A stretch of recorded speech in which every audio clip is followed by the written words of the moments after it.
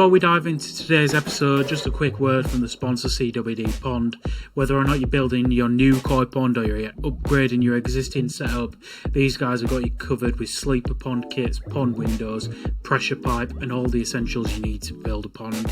And for Koi Perspective podcast listeners, you can enjoy 5% off using the discount code TKPP5. Check them out, all the links are down in the description below. Let's get into today's episode. Hi and welcome back to the Koi Perspective podcast. I'm delighted to say I'm joined by my regular co-host Simon again from up north Koi Pond. How are you doing, Si? I'm good, Joe, thank you. And we've got another guest. This one you've probably seen. If you're on YouTube, you'll already know his face. Sam from Cuttlebrook. How are you doing, Sam? Evening, very good, thank you. So you have been recently, I think every time I open YouTube, pretty much your face pops up. It's extremely popular, the stuff you've been doing on YouTube, and I wanted to invite you on just to discuss like what your role is within the Cuttlebrook Koi Farm, because everybody I think knows Cuttlebrook, one of the most prominent breeders in the UK for Japanese style koi carp, but I wanted to delve into really what your role has been. From my point, I've seen a huge transition from the business into like the online stuff and like the professional content. Don't think there's many people doing it at that level in the industry, not even just talking about the UK and that as well. So I think it'd be good for some businesses to maybe see the value of it, because you'll be able to tell me firsthand how you feel the value of all of this content online. But I guess the first place for us to start is really take us back to the start, how you got into koi originally. Were you a hobbyist before Cuttlebrook? Good question. No, to be honest. And the seed was kind of planted as a kid. So I've got quite old parents, and my dad retired when I was only 8 years old. And he sort of said, right, when I retire, I want to go on like a round the world trip and bring you along with it. So he hoiked me out of school, and one place we ended up was a place called Vanuatu, which is in South Pacific. And I went snorkeling there, and it just blew my mind. It was like I'd never seen anything like it. And this, essentially what I think we'll call as an obsession, started. I was just honestly, my mind was blown. So I came back from this trip, and I sort of was reading every book I could about fish. Fish was this really obsession. And so I started keeping fish. So a small, like everyone, it starts with a small goldfish in a small tank. You kill that, you learn a bit more. The tank gets bigger, the fish get bigger, and it progressively sort of grew and grew to the extent where a local Maidenhead Aquatics opened up in the same village as where I lived. And I spent basically every weekend was down there buying more fish tanks, things like that. Things grew and grew. There was more fish tanks and floor space in my bedroom kind of thing. And when I turned 15, I pestered them as much as I could for a job, which they very kindly accepted. And I worked there on weekends. And it was like I lived for the weekends, because that's what I wanted to do. It was just fish was this obsession. And my boss at the time sort of said, right, if you want to make a career out of this, the place you need to go is a place called Spa Shop, which is where he'd been. So I went home, looked it up. I was like, yeah, sounds great. Sign me up. And still, it was just fish as a general. It was tropical fish, marine fish. We dealt with koi at this Maidenhead Aquatics. It was a decent-sized Maidenhead, and they dealt with Israeli koi. They dealt with Japanese koi, which at the time, not many of them dealt with Japanese. It was just Israeli. And see, but koi was nothing more than that. So I then ended up going to Spa Shop. So I did a degree in aquaculture, which is fish farming, but mostly food fish farming. So salmon, trout, things like that, because that's where the money in this country is, generally, to be honest. Scotland is a huge employer in the salmon industry. I think, don't quote me on this, but I think it's a multi-billion-dollar industry now. It's huge. So kind of the course was very much spec'd up for that. I think we did 1 day of specific carp farming in 3 years. A lot of it was applicable to koi farming and carp farming, but it wasn't directly at it. We did a lot of like fishery management things, stuff like that, but koi was literally not mentioned. And each year as part of our course, we did a work placement. And I was booked in to go to this fishery at the time in Oxford in January, and the place flooded. It was a year of really, really bad floods. Like half the country had bad flooding, and it got cancelled with about a week's notice. So I was already from Oxford. I'd heard of Cuttlebrook, but because it was a fish farm, Spa Shop sort of mentioned it, saying there's a fish farm near you, check it out. Did open up to them saying, can I do some work placement with you this January? And they said, understandably, it's not a very good time of year for us. But with my other work placement falling through, I sort of plea for help, saying any chance I can do anything? Like, I don't mind what it is. Doesn't need to be fish related. I need some work placement. And Lisa very kindly emailed back saying, yeah, we'll find you for something. Come along next week and we'll make something work. And sort of, to a certain extent, the rest is history, really. I spent 3 weeks making a seine net. That was my job for my work placement. Wow. Mark put me to good work by hand, making a new 30-metre net, so using the mud ponds over the summer. And he sort of, I think he could see the obsession with fish in me, and sort of things just grew from there. So I ended up then working between the summers when I was at uni. And then when I graduated, they offered me a full-time job. And that was, I think, 8-9 years ago, something like that, I left Sparshell. Wow, okay. And things have just escalated since. But when I went there, I knew nothing about koi. I didn't know a kahaku from a chagoy, nothing, honestly nothing. But I knew a lot about fish and water quality, things like that. So it was really good for Mark to be able to put his impression on koi onto me. So he could teach me things the right way from the start, if you know what I mean. I wasn't coming in with sort of bad habits or bad practices. He could say, right, this is the way I want to do it. I do it because this is the way the Japanese do it. I've learned from them. You can learn from me. And we'll sort of take things from there. The business has progressively sort of expanded. When I joined, it was just the owners, Mark and Lisa. They're full-time, and they used to employ someone every summer to help out on the farm. And now it's at the stage where there's 5 of us full-time and 4 of us part-time as well. So the farm has grown massively over the years.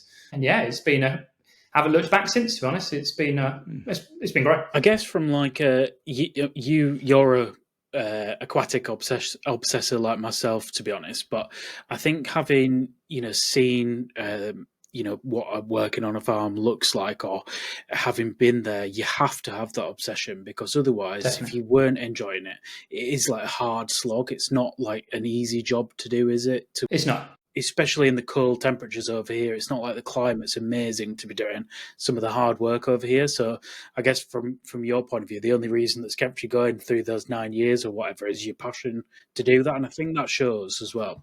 You wouldn't do any form of fish farming, let alone this, if you didn't have this kind of crazy obsession. Because day to day, how much I actually deal directly with koi is probably 10% of my job. Like, everyone thinks, oh, your job must be amazing. All you do is play with fish. But that's far, far from it.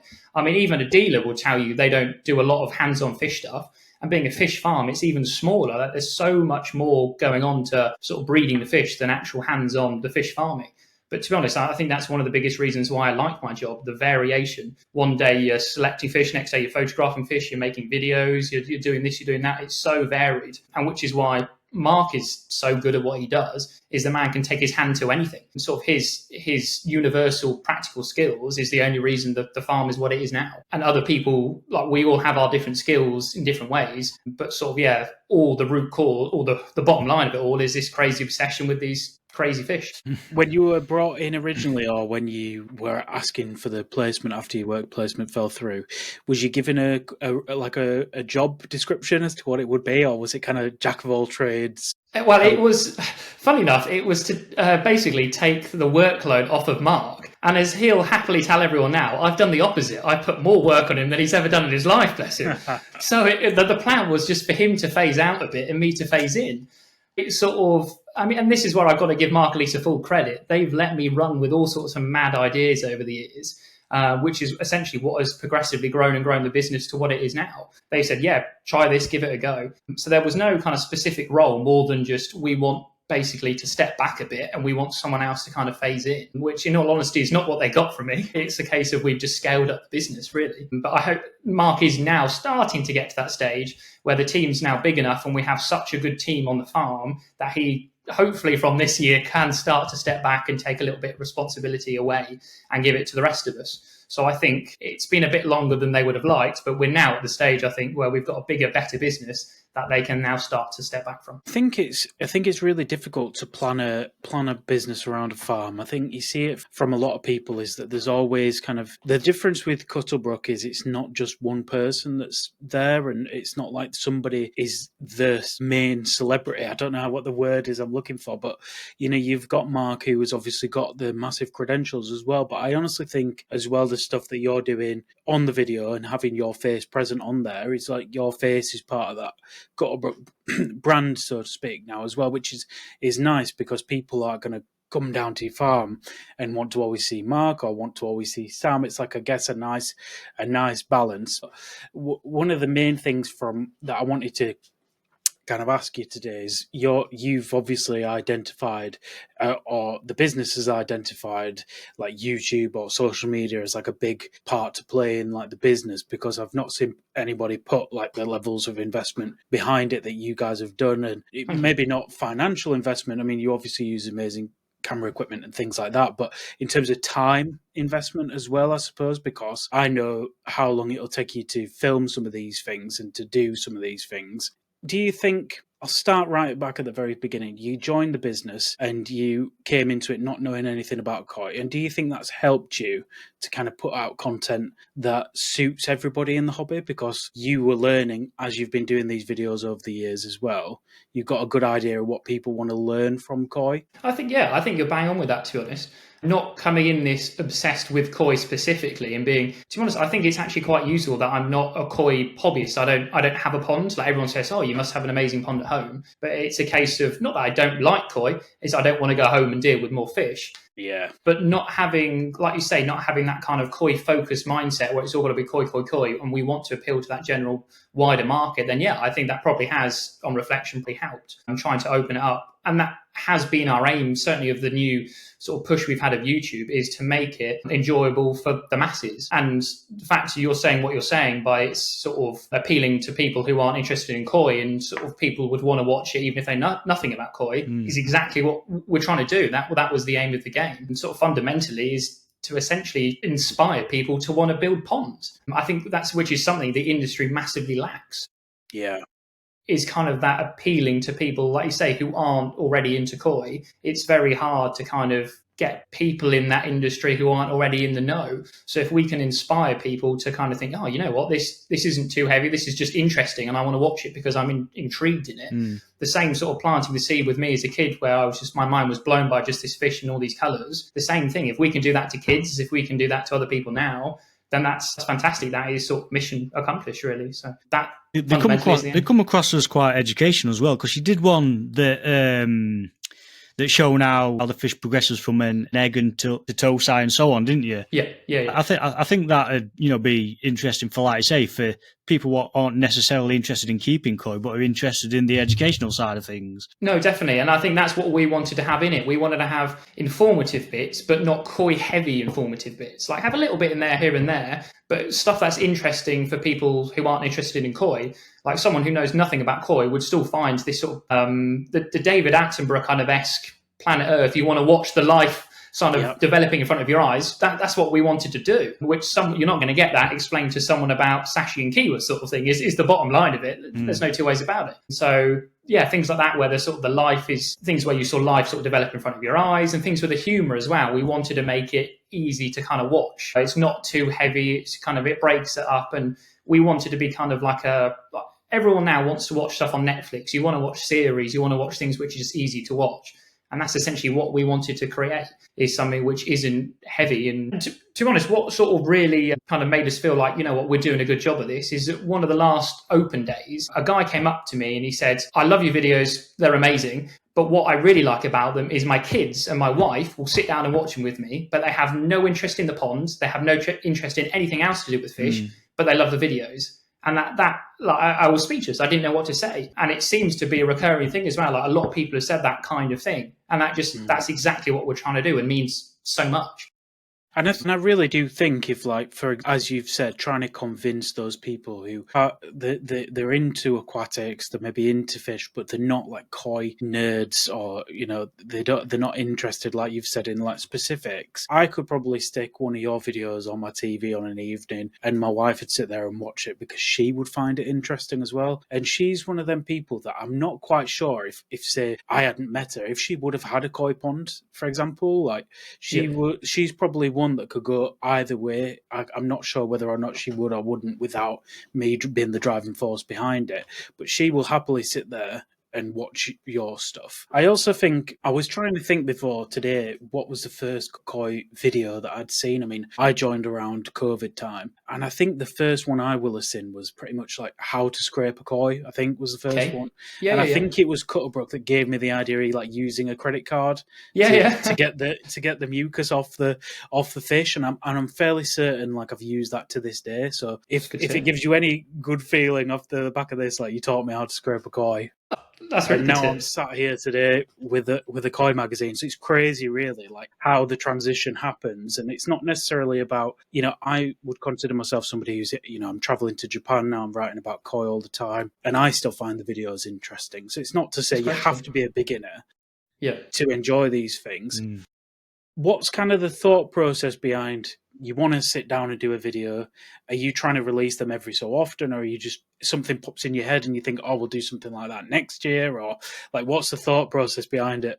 Good question. I mean, it's kind of an evolving thing to a certain extent. It all started initially, it's got to be a good 4 or 5 years ago now, when we had YouTubers, Colin Alex, come down and do a video about the farm. That came about, I think, Carl was in Japan, and I just saw on Instagram he was in Japan looking around koi farms, and I just thought, you know what, I'll drop him a message, and if he's interested in looking around a koi farm in the UK, happy days, come have a look. And much to my sort of surprise, he did. He was like, yeah, sounds great, and I'll bring my camera. And that, which I genuinely didn't expect him to do, to come or bring a camera at all. And that video went crazy. I mean, I think now, how many years on, that's had nearly 1 million views, I think. And we had so many customers come to us from those videos. It just created a real hype around the farm, and was something like there was nothing else out there as well. So essentially, it was a case of how can we do stuff like that again, really. That kind of showed us how powerful it was. And we'd had a few other kind of YouTubers come and make videos, and it just wasn't the same. They weren't getting the same views. It wasn't done in the right kind of way. So Mark one day just turned to me and said,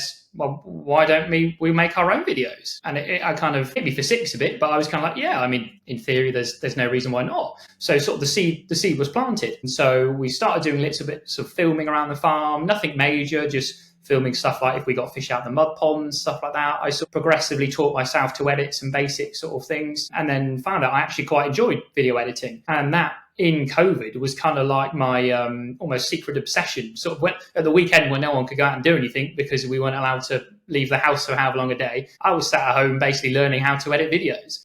It was something I found really, really interesting. And I think the first proper video we did was the Skins Crate video. I think that's the first video I would look back and be like, you know what, yeah, I'm proud of that one.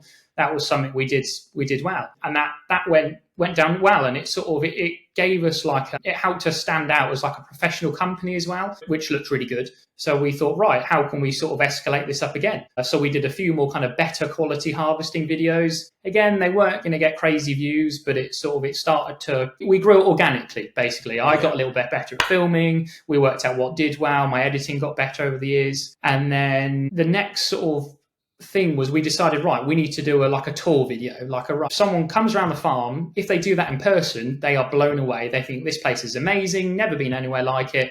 This is where I want to buy my fish from. How can we do that online? So COVID kind of pushed us to be really online heavy. And we were kind of forced to, everyone was. You couldn't go out to buy fish, you couldn't do anything like that. So we put a lot of fish online, we started selling a lot of fish online, we started shipping a lot of fish. And it was a case of, right, how can we show these customers what we're about and sort of persuade them to buy from us than buying off of some other random person online? Yeah. And it was something I toyed with for, to be honest, for probably a couple of years, but never was quite happy with how we did it or how it was going to be done. And then a key factor in this, a real unsung hero, is one of my best mates called Jamie is a wildlife cameraman, and that's what he does for a living. And we sort of sat down one day and we're kind of like, I mean, you can come do some filming and we can make something between the two of us, can't we? He was like, yeah, we'll give it a go. So the first video he got involved with was the tour video. So when we did the sort of have a look around the farm kind of video, so he filmed all that with his sort of professional camera equipment. I told him what we wanted to film. I did the editing, and it went crazy. People loved it. It was like there was nothing really else out there of that kind of quality. And we were kind of like, right, we need to do more of this, but we can't just do more tours of the farm. People have already seen that. Mm-hmm. So let's kind of try and get people more involved with the farm. So let's do some spawning. So we'll do another one. And again, so we got Jamie involved again. And he was, huge factor to the videos wouldn't be anywhere near what they are now if they weren't for him. He's worked for the BBC, he's worked for Channel 4, he's worked for Apple, he's worked for like some seriously high-end production companies. So having his kind of guidance and sort of vision with what to do and how to do it was amazing. Yeah. And that sort of, we basically through each, I'll call the 3 good videos we've done, being the 3 ones with him involved, which have been the tour video, the breeding video, which is the one you're saying about where you saw the eggs hatch, and then the latest one with the sort of the harvesting and selection one. Every time we've done one, we've learned more. And we've kind of refined how to make a good YouTube video, because he wasn't making YouTube videos, he was making wildlife TV documentary kind of style stuff. So he was a damn good cameraman. So it was a case of, right, how can we kind of tweak this to hit the YouTube market? And we progressively sort of, and you can see through those 3 films how we progressively kind of refined what makes a good YouTube video. I mean, I looked at the stats earlier. So the tour video we initially did, it's been up just over a year and has done 50,000 views. The breeding video from the summer has done 90,000 views in 7 months. And then the last one, it was like third time lucky. We've done 460,000 views in 4 months. So it's, you can see where we've sort of, we found, right, this is going to work. We refined it, and then we refined it again. And sort of we just, every time we learn more. And another sort of unsung hero as well behind the scenes is, it's definitely who you know, not what you know, is my other best mate is a editing producer for one of the biggest sports broadcast media companies. So his sort of, and he focuses on YouTube videos. So he knows what makes a good YouTube video tick. So we would spend hours at the pub discussing YouTube, and sort of, again, this became another obsession. How we can make these videos go viral, and sort of we progressively got better and better at what sort of worked and what didn't, and how we could suit it to the farm. So it was this like kind of evolving thing, and now it's a case of now going forward for this year. We do have a plan this year. Okay, right, we know what works, we know what we can balance as well, because this is on top of my normal day-to-day job as well. I've still got to do all my normal fish farm role, not just make videos. Like, as much as I'd love to just do that, that's not what I do for most of my job. So it's kind of getting that healthy balance of not taking me away from the farm, doing fish farming based things, but also creating enough good content that we can keep this train rolling, basically. It's kind of crazy. I mean, you mentioned about it being on top of your duties as what you do at the farm. What point do you say that, from a business point of view, how big are the videos now to the business? I mean, do you directly see business off the back of it in terms of selling your fish? I mean, is it something that you are seeing direct correlation with? Because you see the views, and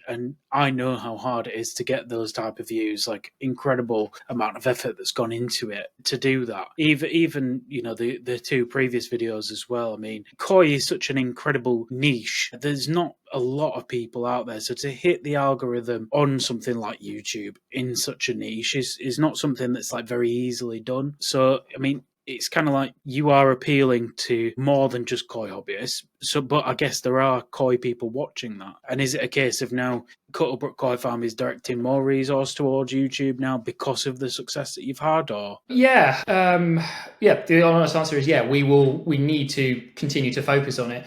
And it has, YouTube is a hard one. You don't put up a YouTube video and then that night get loads of sales. It's a long-term burner kind of thing, because it's not, whereas you look at the other forms of social media, Facebook and Instagram, that's all right. It happens in realistically the first couple of days and then it dies. Whereas YouTube is that long burn. So it's much harder to kind of be like, right, these people came from that video, or they came because of YouTube. But we can look at things like new customer rate, things like that, and be like, right, our new customer rate is up by this percentage this year. So realistically, how else have all these new people started appearing and hearing about us? And the good thing is people are very vocal. Open days, when I talk to customers on the phone, things like that, about saying, I've seen your YouTube videos, I love them. When are more coming out, sort of thing.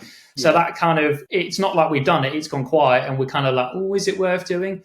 Quite the opposite. Probably 90% of customers I've seen since summer have mentioned the videos in one way or another. It's definitely, people are clearly watching them, and those people seem to be koi people and non-koi people, which is great. It's not like we're just doing it for the enjoyment of randomers to watch it. We are getting the best of both worlds, which is the aim, to get the people who can buy a fish off you tomorrow, the people who you can inspire to build a pond in 5 years' time, and then people who just like watching it for the fun of it and will tell their friends, their family that they watched it, and maybe one of them will sort of come across as that. Yeah. I mean, side for yourself, does you want your koi dealer or the place you're buying koi to be active online, don't you? Ideally, I mean, it is kind of the new generation of koi dealer, I would say, that are kind of seeing the value of it, but there are still some that absolutely have none, and I guess that's crazy to think about because Sam's just at the opposite end of the scale. Yeah, I mean, it's always nice to see your dealers put in content out, the places where you're buying things from. It's showing, keeping you updated on what stock they've got in and things like that. Especially when I buy fish myself, I'm always looking on on the YouTube channels, see what content they're putting out of shipments they're bringing in, stuff like that. So it's always nice to see. Yeah, and I think with the whole Cuttlebrook thing, as Sam's alluded to, a lot of people are buying online now. And I guess without those videos that Sam's doing, you're buying from just a web page, aren't you? And if you haven't got that added layer of context or kind of the personality behind the farm, then it's less personable. And I guess this new age now is if you are buying online, like people want to know who's at the other end of the computer as well. There is an element of that. So yeah, I find it fascinating because, you would say that as a demographic, and something I want to ask you about, Sam, is that I think the demographic of koi keepers now is getting younger. I don't know how you feel about that, but I think there is a younger generation now in koi that are a bit more looking on social media for content rather than through other means. True, they're probably, I'd say people are more likely to have a pond, sort of a younger generation now, because they're more likely to see koi ponds, to see kind of that inspiration to want to do it. Yeah, I wouldn't say if I've seen that sort of increase in the younger generation or not, or it's just more we're pulling in more that younger generation because we're hitting more of that market with doing the YouTube sort of stuff. But you'd like to think that, yeah, with the likes of Facebook, Instagram, TikTok, YouTube, there's a lot more people in the younger generation who watch all those platforms, so are more likely to think, oh, that looks amazing, I'm going to dig myself a pond as well. Yeah. I mentioned it a few weeks back. I said that I think it's quite underestimated just how influential platforms such as YouTube is becoming to the koi hobby. I think it's driving forward some great things, and also some maybe not, because there's as we've said before, there are some really, really loud voices on YouTube that can be quite, you kind of have to know who you're listening to and what credentials they've got. And there's a lot of people out there that are sometimes trying to sell you something. Like, I never get that feeling with Cuttlebrook. You're showing people what you've got and what you're doing, but you're not necessarily trying to say this is how you raise koi. It's kind of, this is how we're doing it, and that's a different tone, different message, isn't it? That is exactly what we're trying to do. You've hit the nail on the head there. We're not trying to sort of preach at people. We're showing people, right, this is what we do. This is the hundreds of thousands of fish we raise and keep happy every year. If you want to sort of go to someone and trust them, this is why you should trust us and not some other random company online. It's sort of proving to people what we do and why we do it. And then if they want to go to our website and read articles about how to look after a koi pond, how to do this, how to do that, then happy days. But it's sort of planting that seed in a much more organic, kind of less in your face kind of way. Yeah. And you do lots of events in person as well. It's not all about online, is it? I don't want people to come away from this thinking, somebody who maybe hasn't heard of you, the unlikelihood of that happening, but somebody thinking this is a company that's online, you can come down and visit. And I guess you want to encourage that as well. But the YouTube's a nice view through the window, isn't it? Yeah, definitely. And so we do open days every year. So we do normally 3 every year. So we've got one coming up next month, which is the Saturday, the 12th of April, where basically people can come to the farm without an appointment. They don't have to buy anything. They don't even have to talk to anyone. They can just turn up, have a look around and kind of gauge their own kind of opinion on the place. But we are open normally by appointment on a Friday and a Saturday. So basically, you can come down to the farm, you get an hour's appointment with either me, Lewis, or Mark, and one of us will show you around the farm. You can see what you want. If you want to see the parent fish of the fish you've just bought, you want to see the mud ponds. Basically, it's an all sort of access tour. And then you get a chance to obviously view some fish to buy as well if you want. But what we tend to find is now people come to the farm for the first time, have a look around, scope us out, and then they end up buying online from us, and then they get their fish shipped to them. Sort of the price of petrol these days, and if you're closer than an hour, it's worth coming. But most people think, actually, you know what, I'd rather get my fish shipped and save my time and effort, which is fair enough if that's what you want to do. But yeah, we do get a lot of people coming to the farm. Fridays and Saturdays can be booked out 3-4 weeks in advance in the summer. But a lot of people don't want to do that. They don't want that kind of one-to-one sort of, oh, it's going to be too intense, they're going to make me buy something, which is far from what we're trying to do. So people can come to an open day for the first time if they're a bit too scared about that kind of one-to-one thing. Yeah. So when it comes to bringing down a Cuttlebrook then, Sam, do you have a role to play in spawning the fish, or is that totally Mark's department, or does he let your hands loose on them?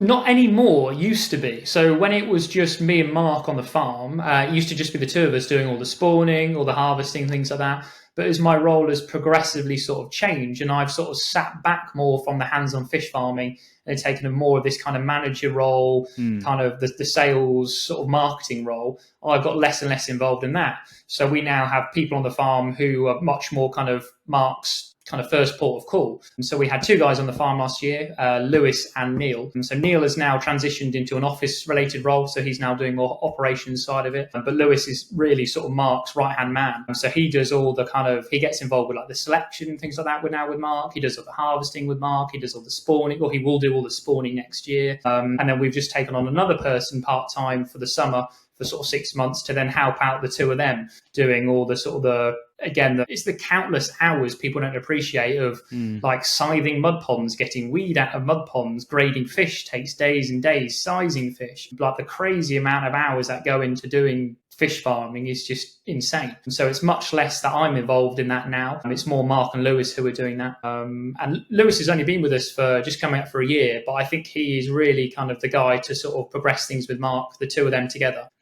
I think he'll take more and more things from Mark this year in terms of sort of hands-on stuff with the farm, which will be great. He's really good with fishing, we're good with customers. And so sort of I think we're, as much as when I was initially brought in to take things away from Mark, which is what I've not done, we're now putting the team in place to be able to do that. So Lewis is really starting to take the sort of the weight, or hopefully will take the weight from Mark going forward now. And then Neil in the office will start to take the weight off of Lisa in the office. And so it's sort of, we're starting to kind of, we've got a really good team of people now. I was talking about unsung heroes in terms of making the videos, but in terms of the actual farm, like there's so many amazing people that put in so many hours of blood, sweat and tears into what goes on, which you don't see on camera. The likes of the two of them and other people as well. I mean, we've got Annabelle, Jess, John, the new guy coming in as well. Things are really kind of sort of, there's so many people and so much time and effort goes into seeing what you see in these pretty productions, but you don't appreciate sort of the time and effort a lot of people, all the hard work a lot of other people have put in behind the scenes to be able to make these films. Yeah. And fish wise, do you know how many varieties you produce down there? So we've got 14 mud ponds, which is our main kind of constraint of how many varieties we can do. So, I mean, things like Showa, you get a lot of varieties from a Showa spawning. You get things like He at Zuri, you get Shearer at Zuri, you get Benigoys, stuff like that from a Showa spawning. So something like that, we can get 5-6 good sellable varieties just from that one spawning in a one pond. But other varieties, say like Shisui, you pretty much just get Shisui from Shisui spawning. Yeah. So we've got to pick those like financially viable, essentially, varieties to do, which is why Showa and Sankey are really good and kind of our real bread and butter. And then we do a lot of metallics as well. Things like Kajaku, Harawaki, because again, you get throw-offs, you get Ogons from them, you get Matsubas from them. So to be honest, I don't know how many varieties we produce. It could be sort of 15 to 20 varieties, but we only do maybe 8 to 10 spawnings a year, I guess. And do you have a particular variety what you'd consider as like your cream of the crop? You know, what you think is probably what your parents said produces the best offspring? That's changed over the years. I mean, Cuttlebrook, when I first joined, were renowned for their Shearer at Zuri and their Chagoy. We've progressively sort of come away from Shearer at Zuri and gone much more into Showa. And I'd say that's the variety I think I'm kind of most proud of what we produce now. And I'd say what we're doing we're producing some damn good fish. But also Sankey as well. We started doing Sankey about 3 years ago. And we got some amazing parent fish for the Sankey. I mean, we've got this 93 centimetre Sakai female who is phenomenal. Produces some incredible offspring. So to be honest, I'd say probably our Go Sankey, the last 2 to 3 years have just come on leaps and bounds of what they were before. But still, we produce nice Chagoys, Crashigoys, things like that, because they're an easier, they're still not easy, but they're a more simple variety to breed. It's interesting you say that, because from what I've heard from like people what's been over to Japan and spoke to breeders and stuff like that, they tend to say that Sankey are quite hard to produce. Definitely. To be honest, I would actually say, from our point of view, we found Showa harder to produce. Yes and no. Sankey, getting a really, really good one, I'd say probably is harder than getting a really, really good Showa. But Showa, you get a lot more pretty fish. Mm-hmm. You get a lot of like nice fish, whereas Sankey, it's a lot more. A bad Sankey is not very sellable, whereas a bad Showa is still quite sellable. Yes, it's a hard one. They're both damn hard, to be honest. In Japan, Sankey are known as like you don't make money from Sankey because you get so many bad ones compared to like good ones or sellable ones. With Showa, they're usually renowned for like deformities or body deformities, twisted mouths, that kind of thing, which are really hard to like breed out of generations. So it's interesting that you list those two because there's definitely complex varieties. But I find it fascinating as well because a lot of breeders, they do change as well. Like even in Japan, some years they'll have good spawnings of one thing, bad spawnings of another. So it's definitely it's interesting to see that replicates with yourself. Of the parent fish, are you still using a lot of like Japanese stock, or the farm is multiple years old now? Are you using some of your own brood stock now? For 5% Japanese, and then we have a couple of fish we've bred ourselves, so we think, that fish is so damn good, we've got to keep that as a brood fish. Yeah. And like our Karashigoin mum, we bred her ourselves, and she's just so nice, so we've kept her to breed from. And we've used a couple of Showa males over the years, which have been our own fish when it's like, we could not afford fish this good. We've got to keep it to breed from, basically. Yeah. But the vast majority are still Japanese, to be honest. So do you specifically keep an eye open, or does Mark keep an eye open for like brood stock, or is it a case of, does he travel to Japan or does he buy them for? I know. For example, I met with like another UK breeder, and he sometimes picks them up from hobbyists, like that he knows really well as well. I don't know how you. Bit of both, in all honesty. I mean, it's waiting for the right fish to come up. Yeah. Sort of Mark is very specific at knowing what he wants to breed from. Just because it's a nice fish doesn't mean it's a good brood fish.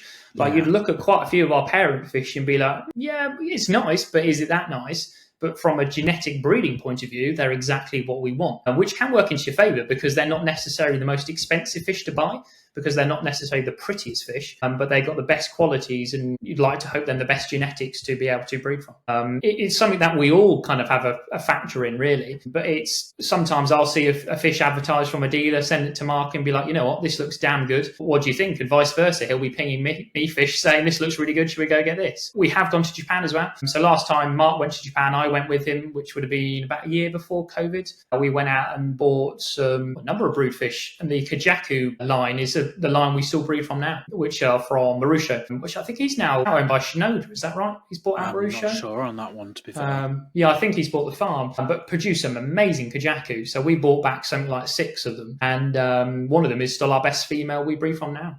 Wow. So I think Mark is itching to go out to Japan again. But this winter, we've had some serious construction work going on. I've sort of mentioned it in a few of the last few YouTube videos that we're at the start of this big redevelopment. And this winter has seen some major construction work go on in our sales barn. So we put up this new barn about, I think it'll be 2.5 years ago, something like that. Which is sort of like the foundation of this new kind of sales area, getting away from the polytunnels we had before. And then this winter, essentially what the guys have done is built half of it to be this, in the long term, this new amazing sales facility. And then what probably will be next year or the year after, we'll then go finish the other side of it, and it will be this all new sort of all singing, all dancing sales room, which will be an update in our next big YouTube video coming out. But because basically Mark has been so busy this winter, slaving away, putting all sorts of manner of hours, getting all this construction work done, he's just not had the time. Yeah. But I think he'd like to hope to go out next year. And whether or not I go out with him, I don't know. That's up to him. But maybe we can make a video out of it. Hope you're watching this, Mark. But yeah, he is itching to go back out again.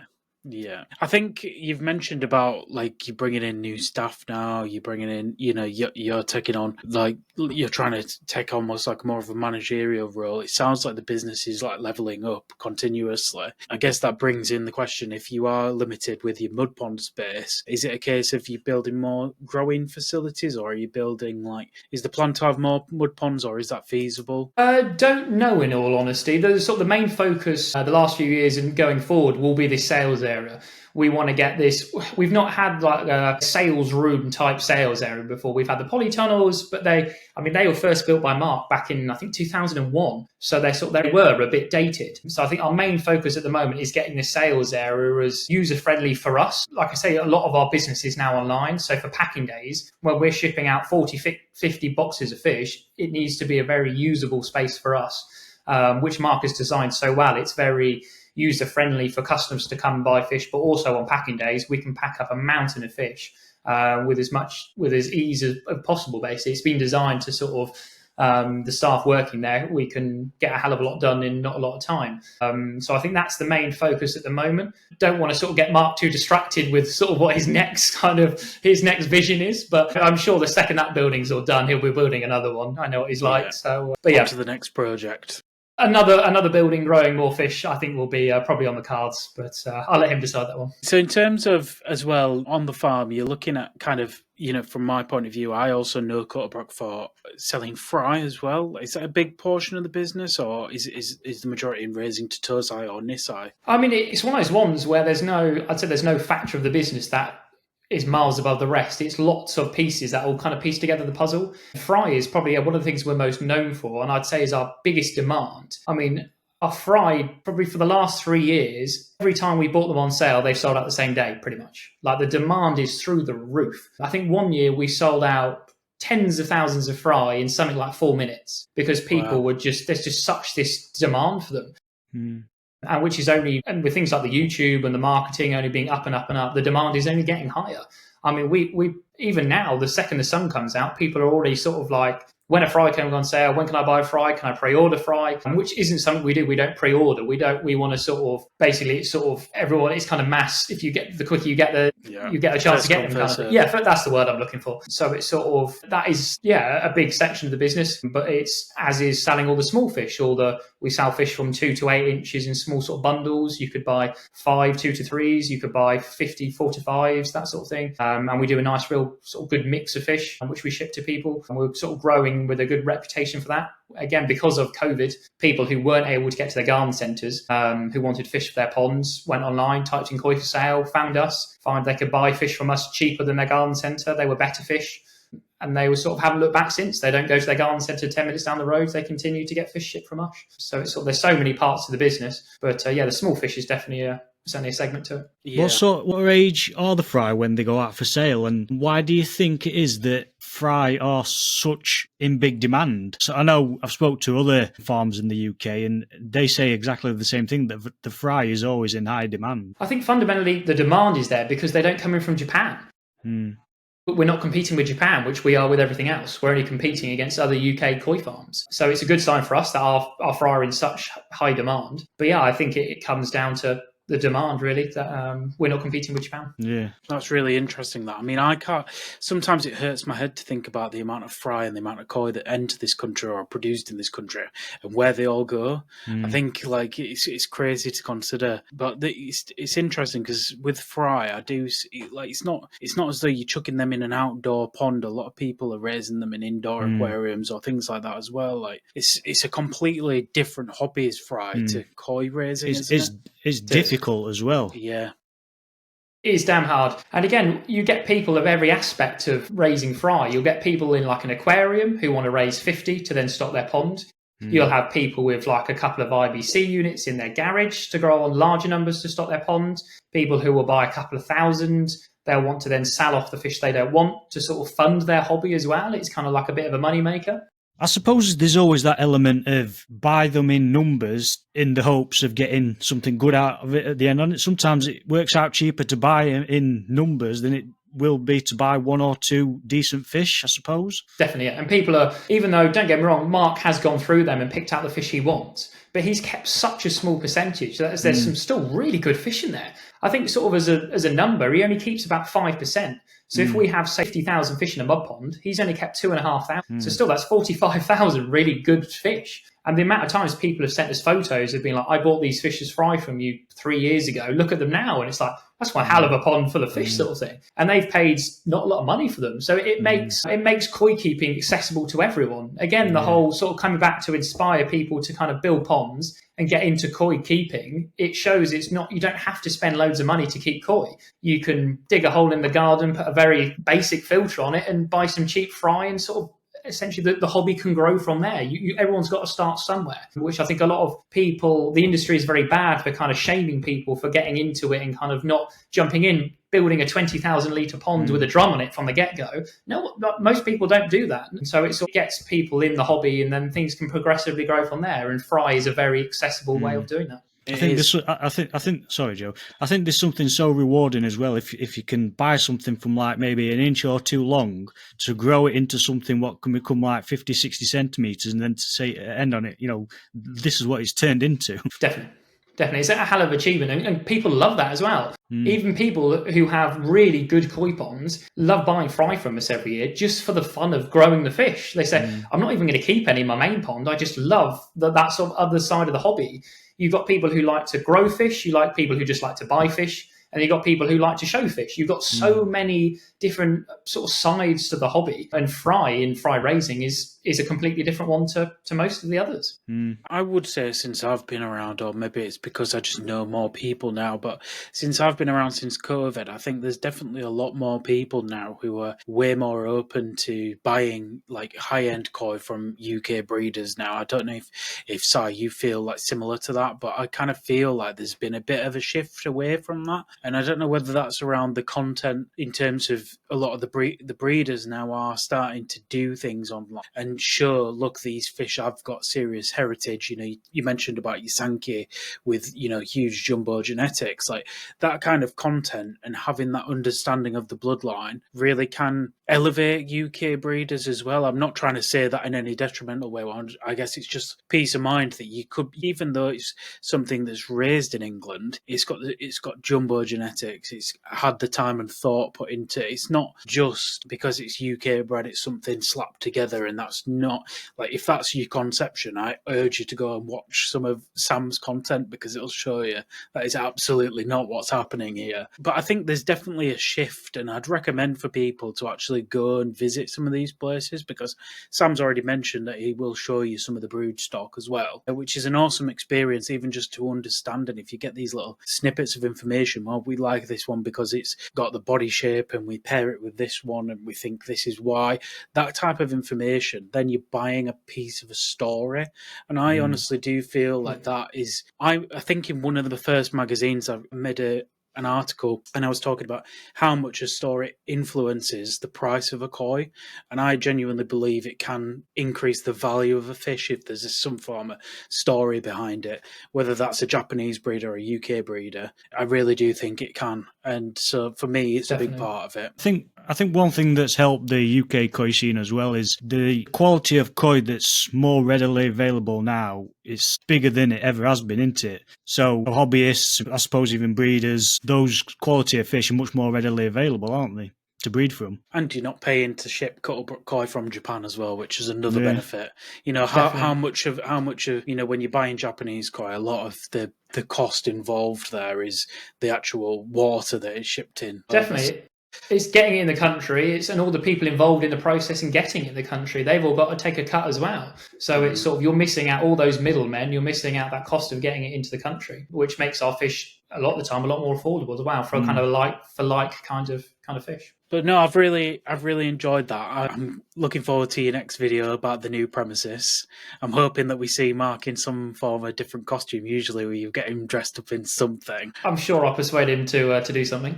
Yeah, what was it? We've had Samurai, we've had him on a Lilo. Yeah, and we had him dressed up as a pimp as well with all the gold chain. That was my personal favourite. That was the one I was most proud of. How much convincing did that take? A lot. I'm not going to lie, a hell of a lot. I get a small sense that he actually enjoys it, especially the Samurai one. I feel like that was maybe a little funny bit enough. easier. That was the hardest one to get him to come round to. I don't know why. But every time when he comes to doing it and when he does it, you can tell he secretly enjoys it. It's just convincing him to do it in the first place is the hard bit.